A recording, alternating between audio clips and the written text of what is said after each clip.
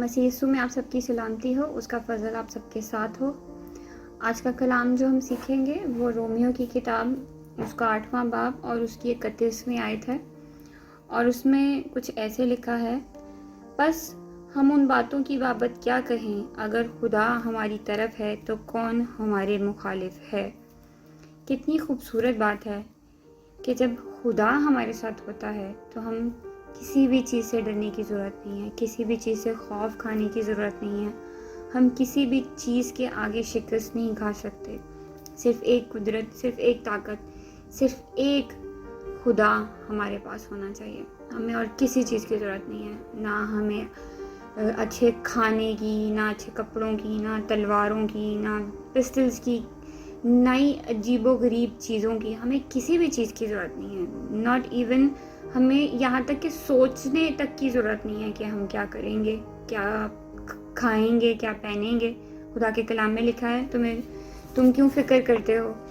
دیکھتے نہیں کہ ہوا کے پرندے جو نہ بوتے ہیں نہ کاٹتے ہیں پر پھر بھی وہ کھاتے ہیں؟ اسی طرح خدا کا کلام ہمیں یہاں سکھا رہا ہے کہ تمہیں کسی بھی چیز کی ضرورت نہیں ہے، صرف تمہارے ساتھ اگر خدا ہے تو تمہارے مخالف کچھ بھی نہیں ہو سکتا، کچھ بھی نہیں۔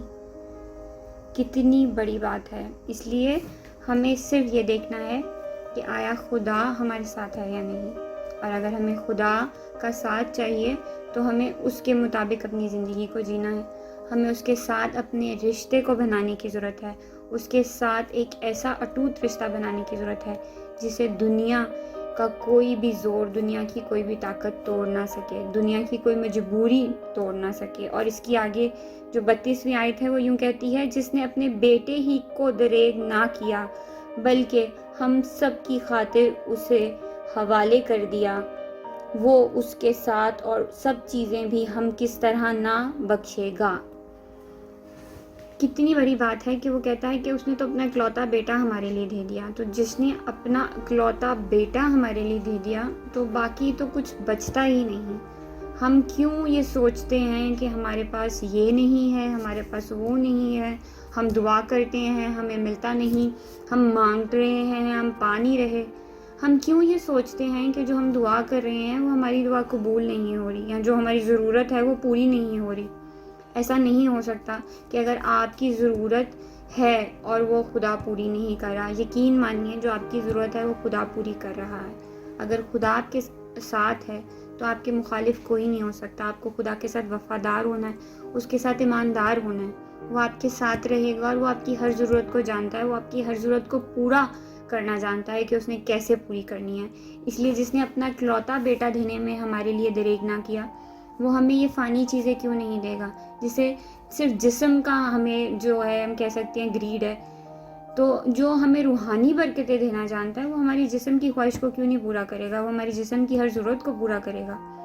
میرے خیال سے ہمیں روح کی برکتیں مانگنی چاہیے۔ جب ہم روح سے سیر ہو جاتے ہیں تو ہم دنیاوی طور پہ آٹومیٹکلی بابرکت ہو جاتے ہیں، کیونکہ ہم دنیا کے لوگوں سے فرق ہو جاتے ہیں۔ ہم روح میں برکت جب پا لیتے ہیں تو ہم روحانی ہو جاتے ہیں، ہم دوسری طرح کے مخلوق ہو جاتے ہیں۔ ہم انسان جو ہیں وہ دوسرے انسانوں کے جیسے نہیں رہتے جو دنیا کے ہوتی ہیں، جو دنیا کی خواہشیں رکھتے ہیں۔ ہماری خواہشیں بھی پھر بدل جاتی ہیں، ہماری روحانی خواہشیں ہو جاتی ہیں۔ اس لیے میرے بہن بھائیوں، یہ بہت ضروری ہے کہ ہم کیا سوچتے ہیں، کہ ہمیں صرف یہ سوچنا ہے کہ خدا ہمارے ساتھ ہے یا نہیں۔ ہمیں یہ نہیں سوچنا کہ وہ خوش ہے یا یہ خوش ہے، یا میرا یہ والا عزیز خوش ہے میرے سے، میرا وہ والا عزیز میرے سے خوش ہے، یا کوئی ایسا انسان جسے آپ خوش کرنا چاہتے ہیں وہ میرے سے خوش ہے کہ نہیں، کہ مجھے اس سے کوئی کام ہے تو وہ میرا کام پورا ہو جائے اگر وہ خوش ہے۔ میرا یقین مانیے، آپ کو صرف ایک خدا کو خوش کرنا ہے، صرف اس کو اپنا خدا اور اپنا نجات دہندہ مان کے اس کے ساتھ چلنا ہے، تو وہ آپ کی ہر دعا کو، آپ کی ہر التجا کو سنے گا۔ وہ آپ کے مانگنے سے پیشتر جانتا ہے آپ کو کیا چاہیے۔ یقین مانیے، اگر آپ خدا کے ساتھ وفادار ہیں تو آپ کو ہر چیز مہیا کرے گا۔ جس نے اپنا بیٹا دے دیا وہ آپ کو کیا نہیں دے سکتا؟ ہر چیز، ہر چیز، ہر چیز پہ اختیار ہے اس کا، اور وہ ہر چیز پہ اختیار رکھنے والا زندہ خدا آپ کو ہر چیز دینا جانتا ہے، اور وہ آپ کو ہر چیز دے گا اگر آپ اس کے ساتھ وفادار ہوں گے۔ اس لیے آپ جس راستے پہ چلتے ہیں آپ کو یہ جاننے کی ضرورت ہے کہ وہ راستہ جو ہے وہ خدا کا ہے یا نہیں۔ اس لیے اپنا ہر قدم اس کے ساتھ اٹھائیں، اپنی ہر سوچ اس کے ساتھ رکھیے، اپنی ہر دعا کو اس سے مانگے، اپنی ہر التجا کو اس کے سامنے رکھیں، وہ ہر چیز کو سنے گا، وہ ہر چیز کو کرے گا۔